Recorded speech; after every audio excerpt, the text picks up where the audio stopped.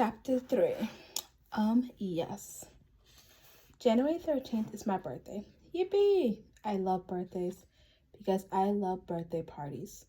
When I found out there was something called a puppy party, where they bring puppies for kids to hold and cuddle for an hour, it's not puppy abuse. It's good for the puppies because they're training the puppies to be service dogs. I almost lost my mind jumping up and down. Puppies. A party with puppies. Come on, that exists? I like puppy parties and face painters and candy buffers and the guy with a guitar singing silly songs and ice cream and even some very few not scary clowns. And if you are past age where helium balloons and face painting get you so excited or terrified that there's danger you will pee your pants, I like dance parties and costume parties and dinner parties and 70s disco parties. I'm a firm believer that the parties make everything better. You think a shy person would hate parties? I love them. Small parties, big parties. I don't necessarily love to attend them, but I love the magic of them. I love the idea of them. I love to hug the corners of the walls and watch the good times. I love being with friends. But today, this birthday, I get out of the shower and lean real close to the bathroom mirror, so close I can see all my pores. Then I glare at my face. So you made it out of the uterus a long time ago. Big deal, I whisper. So did everybody else on the planet? What else you got? Then I think about the going back to bed. Really.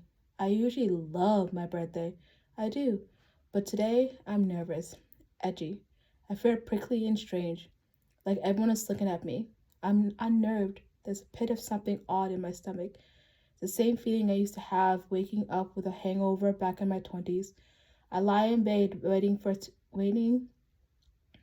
the bed to stop spinning, wondering why I ever thought 7 cocktails was a good idea, feeling the same pit of oddness in my belly, in my gut. And I'll wait, synapse on patrol. We're on high alert, soldiers. This is not a drill. With a wave of memory to wash over me, to spill over my brain in a cascade of shame as I remembered whatever crazy thing it was I'd done the night before. I slept with who? I cried where? I sang what song? This birthday morning, that's what it feels like. A hangover morning, except with all the bloaty, puffy fun of the cocktails. I promised myself that I would do what? Downstairs, wearing a birthday hat made by kids. I eat cake for breakfast. I consume almost the entire cake by myself. And I do not feel bad about it. The cake's everything to me. I want to have this cake's babies. I savor each bite. I am like a death row inmate having her last meal. In a text to one of my closest friends that day, I write the following. Am I going to say yes to anything and everything that scares me for a whole year? Or until I get scared to death and you have to bury me out? Bury me out? Huh. My friend writes back, holy crap. I'm not enthusiastic, but I am determined. My logic is widely simple. It goes like this. Saying no has gotten me here. Here sucks. Saying yes might be my way to someplace better. If not a way to someplace better, at least it's someplace different. I didn't have a choice. I didn't want a choice. Once I saw the unhappiness, felt the unhappiness, recognized and named it, well, it just knowing about it made me itchy on the inside of my brain. Continuing to say no was not going to get me anywhere at all, and standing still was no longer an option. The itch was too much. Besides, I'm not a person who can see a problem and not solve it. Before you start to praise me, and frankly, I don't see how you possibly could at this point, but just in case, I want you to be clear. I know that I said that I am not a person who can see a problem and not solve it. But I don't mean that in a heroic Rosa Parks refuse to give up her seat on the bus way. I mean in a sad control freak, the toast crust must be cut off the same exact millimeter measurement every time way. Meaning I'm not easygoing about these things. That's not how I'm built. That's not how any type A observer, workaholic, control freak is built. Obviously, I'm a doer. I do. So when I say I'm going to do something, I do it. When I say I'm going to do something, I really do it. I throw myself into it and I do. I do my ass off. I do right up to the finish line no matter what. No matter what. This is all this all made worse by the fact that I'm a competitive. Not normal people competitive, not friendly competitive, scary, psychotic competitive. Never had me a volleyball. Don't ask me to play fun hands of cards. I never heard of a casual round of Scrabble.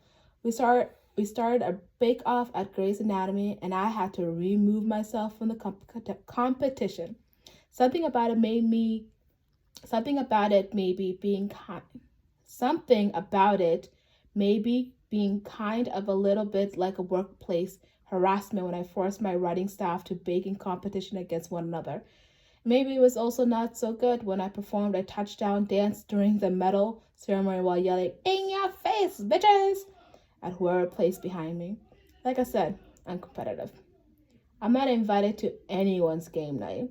Look, I'm a person who goes all in. I lean in. I lean all the way in. I lean so far in that sometimes I'm lying down. Hell, I don't own Thursday nights for nothing.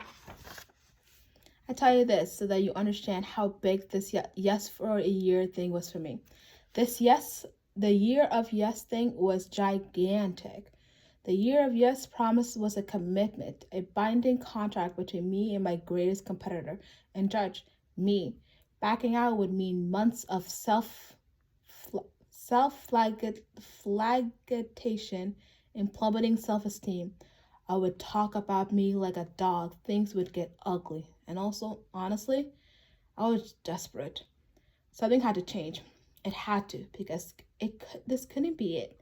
Having it all, this could not possibly be what having it all was supposed to feel like. Could it? Because if this is what it's meant, spent all that time and energy working so hard for, if this was what the promised land looked like, was what success felt like, was what I sacrificed for, I didn't even want to consider it, so I wouldn't.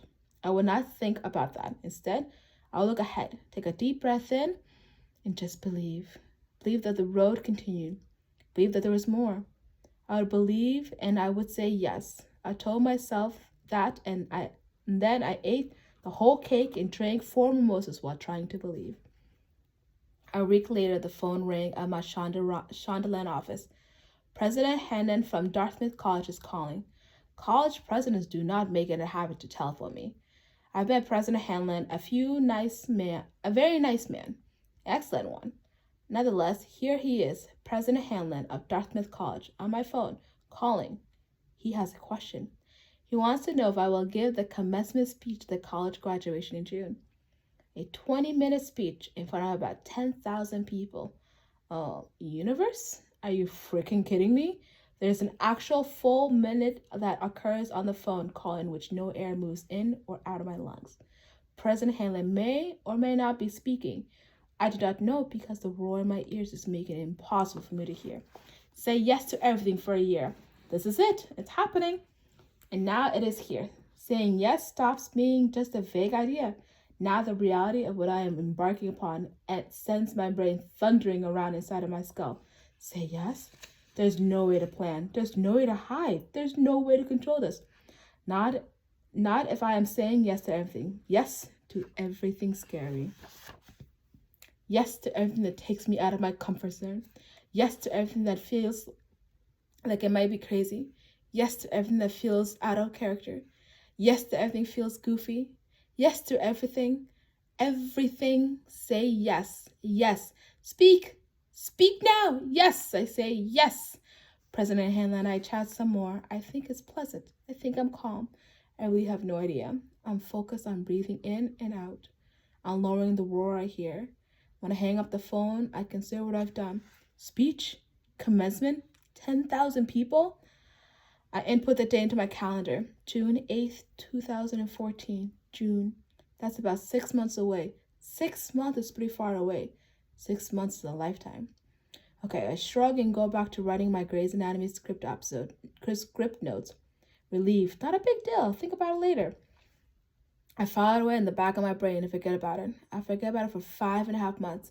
You think you'd be bad given the giant speech I have to write, but instead it turns out to be lucky. It turns out that I have other hurdles. The Dartmouth commencement speech, technically my first yes. Really though? The Dartmouth commencement speech is the first thing I say yes to, but it's not the first yes that I actually have to do. That's a different yes. And that yes turned out to be something much more terrifying. Hello, Jimmy Kimmel.